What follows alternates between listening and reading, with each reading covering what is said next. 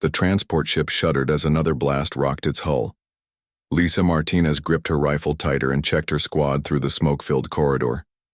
The Vegan War had been raging for 3 years now, and humanity was losing ground fast.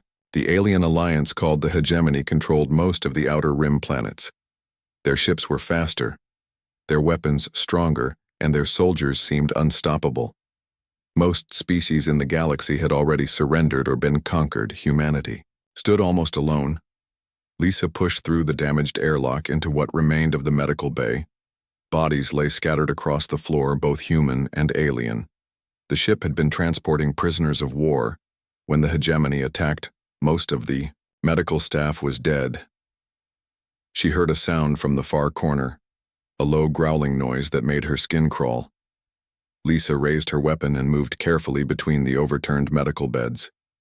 The emergency lighting cast strange shadows on the walls. In the corner, she found her Carathian warrior female lying on her side. Her blue-scaled skin was covered in burns, and her forearms hung limp. The most feared soldiers in the galaxy. This one looked broken. The Carathian tried to lift her head. When she saw Lisa, her golden eyes were still bright with intelligence but filled with pain. She spoke in broken human standard. "Human soldier, kill me now. I cannot move, my body is broken." Lisa lowered her rifle slightly. The Carathian was massive. Even lying down, her species stood over 7 feet tall when healthy. This one had clearly taken severe damage during the battle. "I am not going to kill you," Lisa said carefully.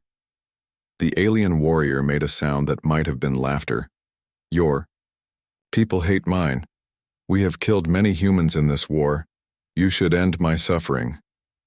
Lisa looked around the destroyed medical bay. She could hear fighting in the distance. The ship was doomed. Everyone knew it. The evacuation pods were probably already gone. This Carathian would die here alone. "What is your name?" Lisa asked. "I am Zara of the Third Spear. Why do you ask human?" "Because you are not just an enemy soldier. You are a person, and no person should die alone." Zara stared at Lisa with those golden eyes. "You speak strangely for a human. Your kind usually shows no mercy." Lisa knelt beside the wounded warrior. "My name is Lisa Martinez. I am a medic as well as a soldier." She began examining Zara's injuries. The damage was severe. Multiple fractures in her spine, and several of her limbs were clearly broken. The burns covered 30% of her body.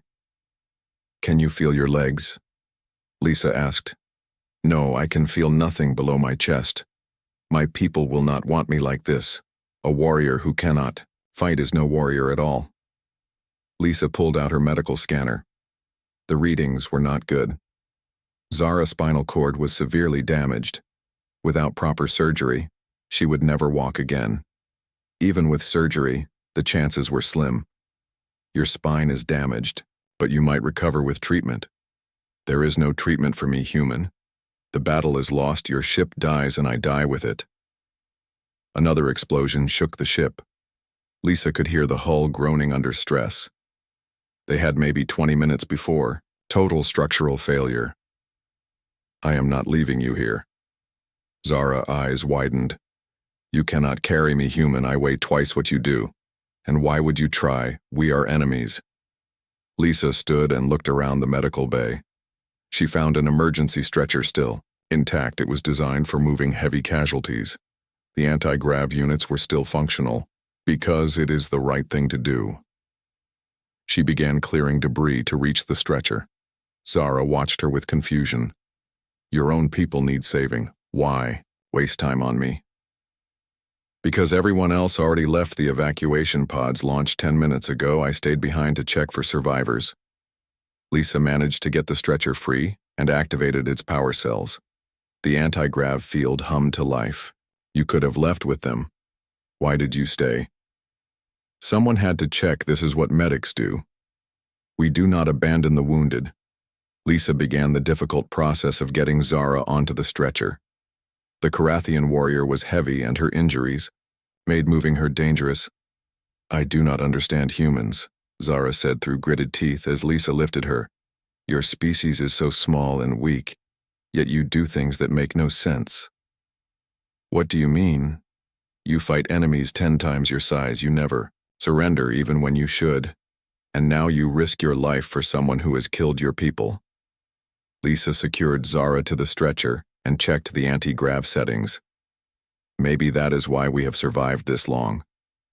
She began pushing the stretcher toward the exit. The corridor was filled with smoke and debris. Moving was slow and dangerous. Where will you take me, human? The ship is dying. There is one escape pod left. I checked the manifest before coming here. One pod designed for humans. I will not fit. Lisa kept pushing. We will make it fit. They reached the pod bay just as another massive explosion rocked the ship. The lights went out completely. Emergency power kicked in, bathing everything in red. Lisa could see the single remaining pod. It was indeed designed for humans. Zara was going to be a very tight fit. This is foolish, human, save yourself. Lisa ignored her and began working on the pod controls. She extended the internal space as much as possible and reconfigured the safety restraints. I need you to help me get you inside. I told you I cannot move my lower body, but you can move your arms. Use them to pull yourself in while I push.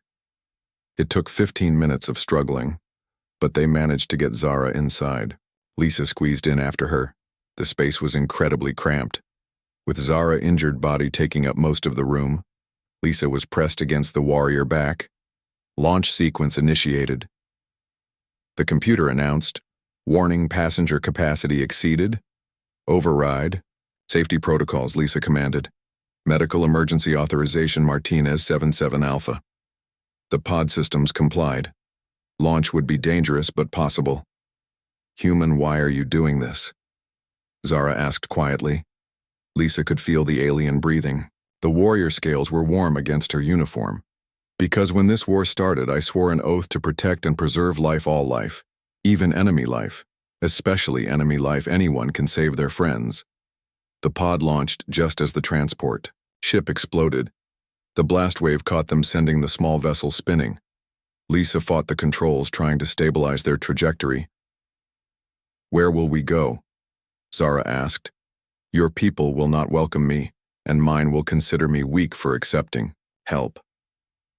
There is a neutral station 3 days from here. They have medical facilities. And then what? I cannot return to my people as I am." Lisa managed to get the pod stable. They were heading toward empty space, but the navigation system was working. "Then maybe you do not return. Maybe you find a new purpose." "What purpose is there for a broken Carathian warrior?" Lisa was quiet for a moment, listening to the hum of the pod life support systems. "I do not know, but you are still alive, and that means possibilities exist." Zara was silent for a long time. When she spoke again, her voice was different, softer. "I have killed many humans in this war. I know. Does that not anger you?" "Yes, but anger does not help you heal.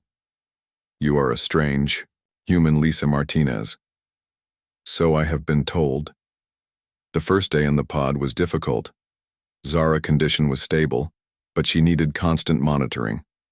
Lisa shared her rations and water, making sure the warrior stayed hydrated. "Tell me about your world," Lisa said during one of their rest periods. "Carathia is a warrior world. We are born to fight, trained from childhood to be perfect soldiers." "That sounds lonely." "Lonely. We have our spear brothers and sisters. Our units are closer than family." "But what about when you are not fighting?" Zara seemed confused by the question. "We are always fighting or training to fight." "That is what we are." "But surely you have other interests, things you enjoy." "I used to watch the stars. Sometimes during long space flights I would study the patterns, but that is not appropriate for a warrior." Lisa smiled. "I like astronomy too. Back on Earth I wanted to study the stars before the war started. You gave up your dreams to fight.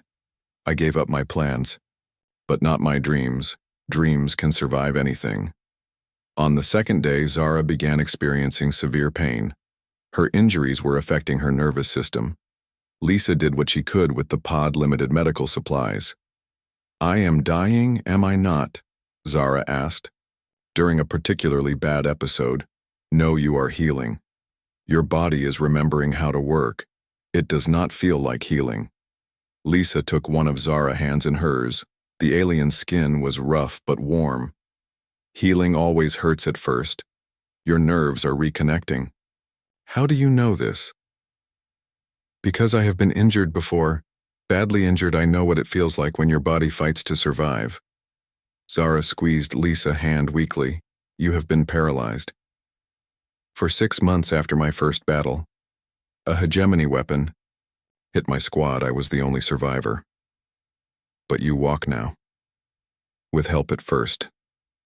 Then slowly on my own. It took 2 years of therapy. 2 years of not being a soldier. 2 years of learning to be human again. Zara was quiet for a long time. What if I cannot learn to be Carathian again? Then maybe you learn to be something new. On the 3rd day they reached the neutral station. It was a massive structure built into an asteroid. Mining and trade ships docked at its numerous ports. Incoming. Pod identify yourself came the station transmission. Medical emergency pod requesting immediate assistance. What is the nature of your emergency? Lisa looked at Zara, who nodded slightly. I have a critically injured Carathian warrior requiring spinal surgery. There was a long pause. Did you say Carathian? Yes. Stand by. Another voice came on the channel. This one, older and more authoritative. This is Station Commander Brooke. Who am I speaking with?